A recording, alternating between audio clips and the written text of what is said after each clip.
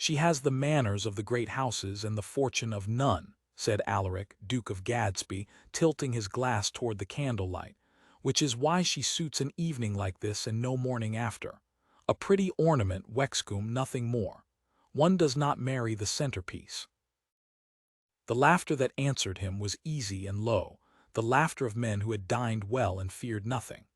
Alaric did not trouble to lower his voice, for it did not occur to him that anyone worth minding might be near enough to hear.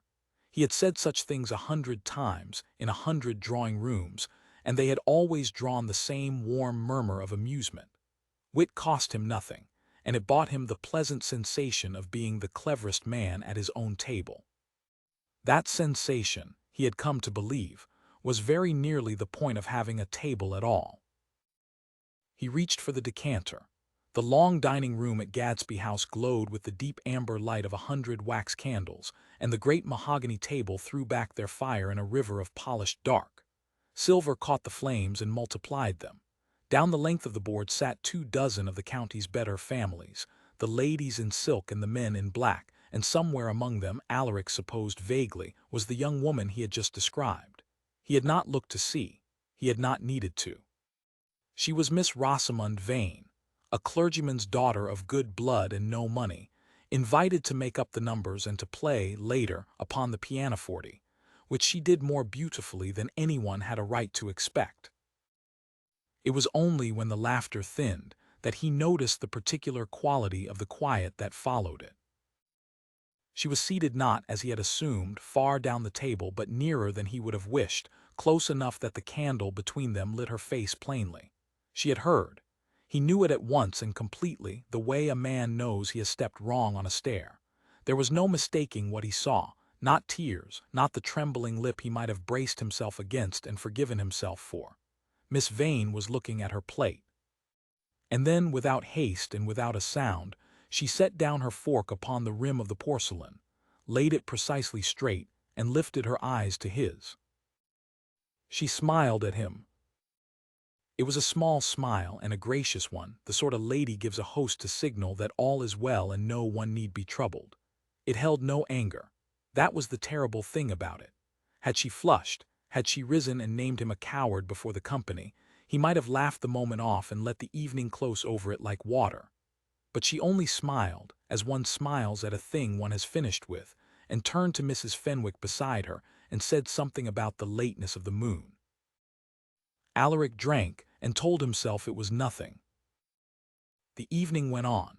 There was more wine, and the ladies withdrew, and the men spoke of horses and of the price of wheat, and when at last the party reassembled in the long saloon there was music.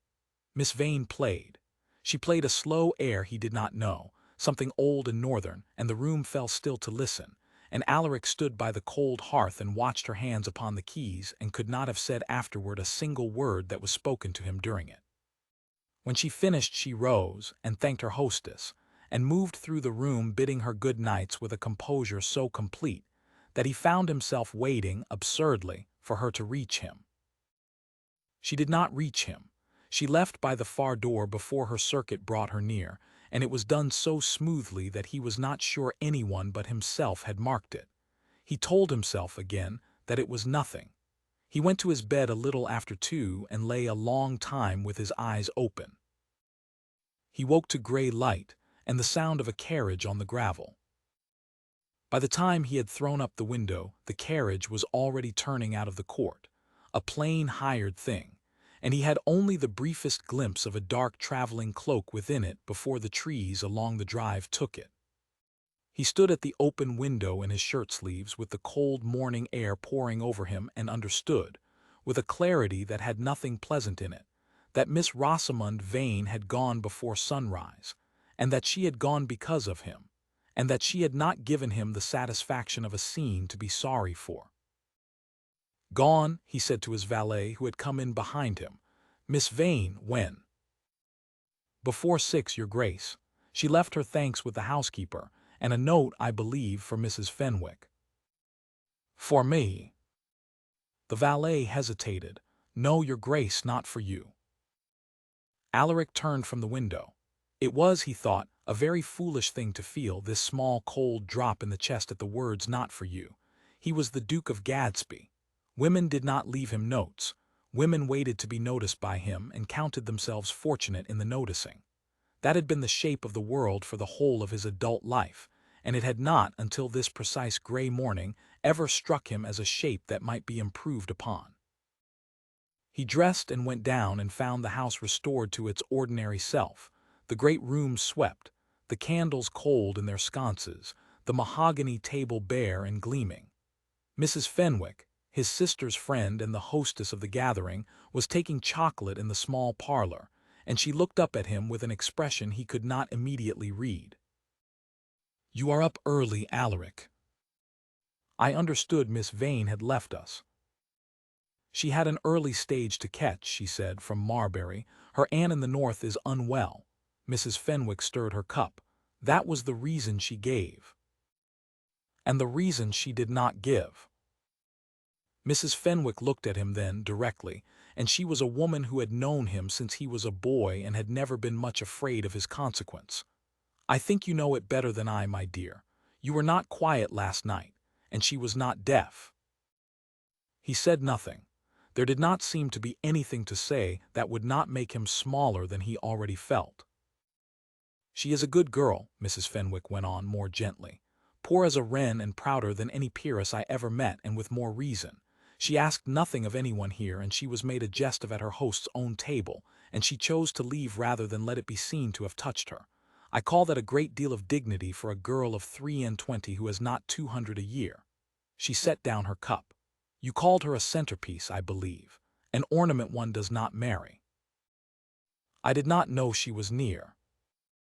"No," said Mrs. Fenwick, "I am sure you did not, you so seldom do." He went out after that because he could not sit still, and had his horse saddled and rode a long way over the wet spring fields without any destination, and came back no better than he had gone out. The trouble, he found, was not that she had been offended. Everyone was offended by something, it passed. The trouble was the smile. He kept returning to it, that small gracious closing of the door of a smile, and the more he turned it over the more clearly he saw what it had contained, which was a verdict.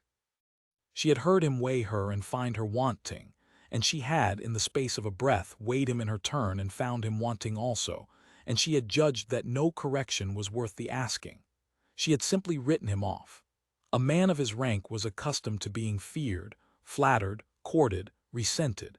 He was not accustomed to being quietly set aside as not worth the effort of contempt. Rosamund Vane had set him aside like a fork upon a plate. Alaric came in from the fields and stood in the great hall of the house his fathers had built, the house that made him the sort of man whose careless words could carry down a table and be laughed at, and for the first time he could remember he felt the size of it around him not as a possession but as a kind of hollowness. He had said one does not marry the centerpiece. He had not, when he said it, been thinking of marriage at all, and certainly not of her. But he found now that he could not stop thinking of her, of the northern air she had played and the straightness of the fork she had laid down, and he was duke enough to know that a man who cannot stop thinking of a woman had best find out why, and honest enough, that gray day, to suspect that the why would not flatter him. He asked Mrs. Fenwick, before she left, where in the north Miss Vane's people were to be found. She told him, and she watched him closely as she told him, and there was something in her face that was not quite disapproval and not quite hope. "Whatever you mean to do," she said, "do not do it carelessly. She has had enough of that from you to last a lifetime." He did not go north at once. Some remnant of pride told him that a duke does not chase a clergyman's daughter across 3 counties on the strength of one bad night, and for the better part of a fortnight he obeyed it. He attended to his estate. He sat with his steward over the drainage of the low meadows. He dined out twice and made no jokes at anyone's expense, which his acquaintance found so unlike him that one lady asked with genuine concern whether he was unwell. But the thing would not leave him, and by the end of the fortnight he had come to understand something about himself that the smile had first pried open. He had spent 38 years being clever at other people, and it had never once occurred to him that the cleverness was a kind of theft. He had taken from Miss Vane, in the space of one careless sentence, the small dignity that was very nearly the only property she possessed, and he had spent it on the laughter of men he did not even much like. He had done it without malice. That was somehow the worst of it. Malice he could have repented of cleanly. But he had done it the way a man treads a flower into the path without seeing it, because he had never troubled to look down. He looked down now, and having looked he could not unsee. He tried once to explain the matter to Wexcombe, who had laughed loudest that night at the table. "Do you recall what I said of the vain girl?" he asked. Wexcombe did not. He had to be reminded, and when he was reminded he laughed again and said it had been a very good hit, and could not for the life of him understand why Gadsby wore such a face over it. And Alaric, watching his friend's easy, uncomprehending mirth, saw as though in a glass the man he himself had been a month before, and did not know whether to be sick or ashamed, and settled on both. He went home early. He had begun to find the company of men who could not be wounded a poorer thing than he had ever supposed it. So in the third week he went north, and told himself it was only to make an apology, which was owed and which a gentleman pays. He took no servant beyond his coachman. He put up at inns like an ordinary traveler, and found that he rather liked the anonymity of it, the way a man with no one to defer to him is left alone with his own thoughts, which in Alaric's case had lately become surprisingly poor company. The village where the Vanes had their living was called Nethercot, a grey stone place folded into a fold of the moors, with a church older than the Conquest and a parsonage beside it that had clearly not been mended in a generation. He did not go to the parsonage. Instead he took a room at the one inn and made, over 2 days, the sort of quiet inquiries a man makes when he does not wish to announce himself, and what he learned rearranged a good deal of what he had assumed. Miss Vane's father, the Reverend Mr. Vane, had died the previous autumn. The aunt whose illness she had cited was real and poor, and lived alone in a cottage at the edge of the village, and Miss Vane had come north not to visit but to stay, because there was nowhere else and no one else, and because a woman without money and without a father must go where she is wanted or where she is needed, and she had chosen where she was needed. She kept the aunt's house. She taught the letters to the children of 2 farming families for a few shillings a quarter. She had, the innkeeper's wife told him, been meant to make a good marriage once, before the money went, and had borne the coming down of it without a word of complaint that anyone had ever heard. The living at Nethercot had passed to a stranger on her father's death, and the parsonage with it, and Miss Vane had gathered up her books and her father's sermons and her mother's few pieces of plate and walked out of the only home she had ever known with her head high, and had not been heard to weep, though the woman who told him this said she was sure the girl had wept where none could see, for no one bore such a thing dry-eyed who had a heart, and Miss Vane, whatever else she was, had a heart. Alaric sat in the low-beamed parlor of the inn with a mug of ale going flat before him and thought about the evening at Gadsby House, the silk and the silver and the 100 candles, and about the fact that Miss Vane had put on her one good gown and traveled to that glittering table and played her northern air for people who would forget her name by morning, and had done it, no doubt, for the small fee such an evening paid which she needed. And he had called her a centerpiece. An ornament one does not marry. He had looked at a woman doing the bravest and most graceful thing in the room, and had seen only a decoration. He had seen a well-set jewel, and never once wondered at the hand that had polished it, nor at what that hand had cost to keep so steady. He did not sleep that night either. In the morning he did a thing he had never done in his life, which was to walk, alone and unannounced and unassisted, to the door of a person who had every right to shut it in his face, and knock. It was not she who opened it, but a thin old woman with sharp eyes, who looked him up and down and knew him for a gentleman and possibly for more than that, and did not curtsy. "We want nothing," she said, and began to close the door. "I have come to see Miss Vane," said Alaric. "My name is Gadsby." The name landed. He saw it land, saw the old woman's eyes widen and then narrow, and understood that his name was known in this house and not kindly. She stood a moment, and then, without turning, called back into the dim interior, "Rosamond, there is a duke at the door for you." She said the word duke, as another woman might have said the word bailiff. There was a silence within, and then Miss Vane came to the door. She was in a plain gray stuff gown with a work apron over it and her sleeves turned back, and there was flour on her wrists, for she had been baking, and her hair was caught up simply with a few strands loose about her face, and she looked at him across the threshold of that poor cottage with exactly the same composure she had worn at the great table, neither more nor less. That steadiness undid him more than any reproach could have. She was not surprised to be poor. She was not ashamed to be found at her baking. She simply stood and waited and let him be the one who had to speak. "Miss Vane," he said, and found that the speech he had prepared over 3 counties had entirely deserted him. "I have come a long way to say something to you, and I find I do not know how to begin it except badly." "Then perhaps," she said, "your grace had better begin it and have done, so that we may both go back to our mornings."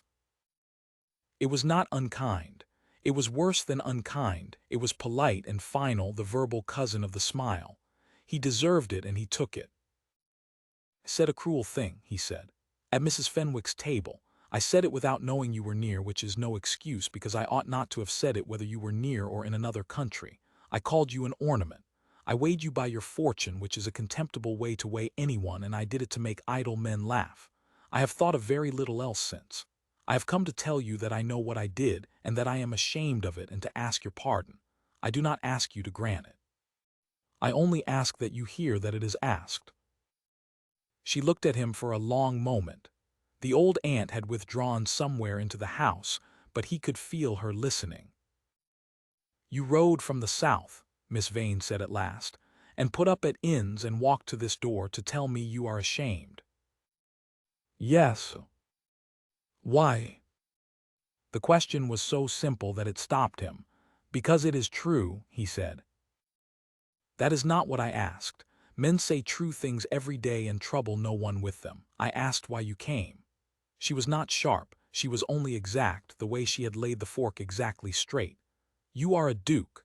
There is no woman in 3 counties who would not tell you the fault was hers and the honor of your notice enough. You need not have come at all, so I should like to understand why you did."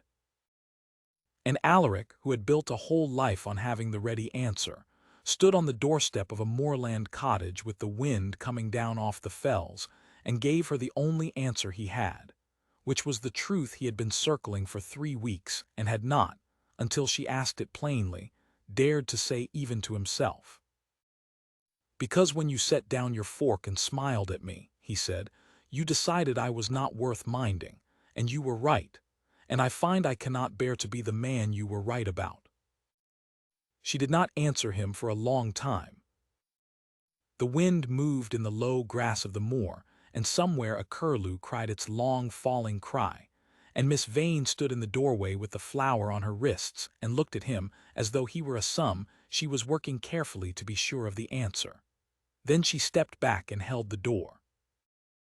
"You had better come in," she said, "before the whole village decides a duke has come to court the baker. Mind the beam." The cottage was 1 room below and a ladder to a loft above, and it was clean and poor and warmer than any room he owned. She set him a stool by the fire and gave him, without asking, a cup of the tea that had been steeping, and he took it, and the ordinariness of the courtesy struck him harder than grandeur ever had. She had nothing, and she had made him tea because he was cold and had come a long way, and that was simply what a decent person did. "I will tell you what I think, your grace," she said, sitting across from him with her hands folded in her lap, "and then you may go home. I do not think you a wicked man. I have known wicked men, and they trouble to be cruel, and you did not trouble at all. That is a smaller sin than wickedness and a harder one to mend, because a wicked man knows he has an enemy in himself, and a careless one does not. You have spent your life," she said, "among people who could not afford to be hurt by you, and so you never learned that you could hurt anyone. That is what your rank has cost you. It is a great deal to have paid for a joke." "I know it," he said. "Do you?" She tilted her head. "You have said the words very well, but I have had gentlemen apologize to me before for lesser things, and I have watched the apology please them more than it repaired me. An apology can be another kind of ornament, your grace. A pretty thing a man wears to feel well made. I should like to know that yours is not." He set down the cup. "How would you know it?" "I would not from words." She looked at the fire. "Time is the only honest witness, and I have no reason on earth to give a duke my time." It was, he understood, a dismissal and a fair one, and he might have risen and bowed and taken his empty cup of penance home to the south and told himself he had done the gentlemanly thing. Instead, he stayed on the stool. "Then let me earn it," he said. "Not your pardon, your time. Let me come again as a man and not a duke, and be judged by what I do and not by what I say, for as long as it takes you to be sure of me one way or the other. If I am the careless man you think, you will see it soon enough, and you may shut this door and I will never trouble you again. But if I am not, I should like the chance to prove it before you decide I am." She was quiet. The old aunt, who had been pretending to mend a stocking in the corner, made a small sound that might have been a laugh. "You would come here," Miss Vane said, "to Nethercot where there is nothing." "There is you," said Alaric, "which appears to be a good deal more than I have had in the south for some years." And for the first time since he had said the words at the great table, the composure moved on her face, not into a smile she gave him to be rid of him, but into something involuntary and quickly mastered, a warmth she had not meant to show. She looked down at her floured wrists. "You may come Thursday," she said. "For an hour, I make no promise beyond the hour." He came Thursday. He came the Thursday after. He learned to duck the beam without being told and to bring nothing that could be mistaken for a bribe, no baskets from the south, no gifts, for he had understood that a gift was only another way of making her small. He brought instead his attention, which he was discovering he had never truly given anyone. He listened. He learned that she had a dry wit she kept folded away, that she read Latin better than he did, that she grieved her father quietly and constantly, that she taught the farm children because she could not bear to see a mind go untended for want of a few shillings, and that she had never once, in all her coming down, pitied herself, which was the quality in her he came to prize above all the rest. He mended the aunt's roof. He did not send men to mend it. He learned from the village thatcher how it was done and made a poor job of it the first day and a better one the second, and Miss Vane stood in the yard and watched a duke on a ladder with straw in his hair and said nothing, but there was a light in her face that had not been there before. He carried water. He split wood badly. The village, which had begun by regarding him as a calamity, came round to regarding him as a curiosity, and then slowly as a man, which was the whole of what he had asked to be.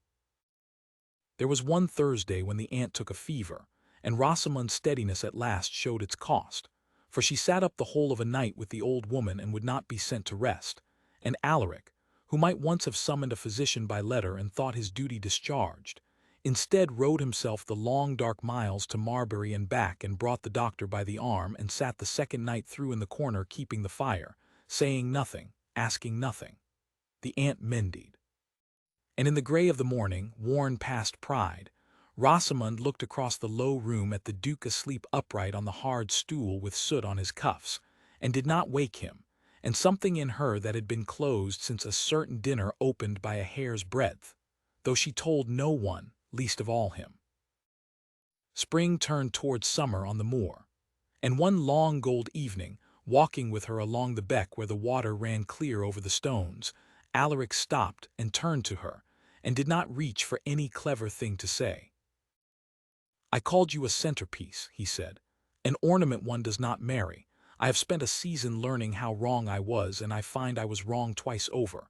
You are not an ornament, and you are the only woman I have ever met whom I could not live beside and remain a careless man because you will not let me. That is not a reason to marry, I know. It is only the truest thing I have. Rosamond. I am asking you to be my wife, and I am asking it knowing you may say no, and knowing I would deserve it, and hoping past all deserving that you will not." She did not answer at once. She looked at the water a long while, then she looked at him. "When you spoke at that table," she said, "I set down my fork, and I decided you were a man not worth the ruin of my evening, and I left, and I thought I should never think of you again. Her voice was steady, but her eyes were not quite. "I was wrong about you also, it seems, for I have thought of you a great deal. And I have watched you these 2 months become, on a moorland cottage roof with straw in your hair, a better man than the one who dined off silver, and I find I do not want to be the woman who was right about the wrong man. So yes." She let out a breath that was almost a laugh. "Yes, Alaric, though I warn you, I shall go on setting down my fork whenever you deserve it, and you have married a woman who has had a great deal of practice at leaving rooms with dignity." "I shall spend my life," he said, taking her flowered, work-worn hands in both of his, "making certain you never again have cause to leave one of mine." They were married in the old grey church at Nethercot, older than the Conquest, with the aunt in the front pew in a new bonnet that Rosamond had at last permitted, and the farm children strewing the path with more flowers, and no silk, and no silver, and 100 candles fewer than had burned at Gadsby House the night he had wounded her, and it was the finest evening of Alaric's life. He took her south afterward. He showed her the great mahogany table where he had said the careless words, and she looked at it a long moment, and then she laughed, truly laughed, and said it was a very good table for a large family, and they should fill it. And they did. In the years that came, the long room at Gadsby House glowed again with wax candles and warm laughter, but it was a different laughter now, for the man at the head of the table had learned to look down its length and see every face at it as a soul that could be gladdened or wounded by a word of his, and he chose, evening after evening, to gladden. He was never again called clever in the old cutting way. He was called, instead, kind, which he had come to understand was the harder and the rarer thing. Late in life, when their grandchildren asked the Duchess how she had come to marry so grand a man, she would set down whatever she held, and smile, the old small gracious smile, and say only that he had once said something so foolish that she had left before sunrise, and that it had turned out to be the wisest journey she ever took, for it had emptied him of his cleverness and left room for his heart. And Alaric, Duke of Gadsby, who had once believed the point of a great table was to be the wittiest man at it, would reach along the polished dark and take his wife's hand, and know past all doubting that the finest thing he had ever done was to be, for once in his life, worth the minding.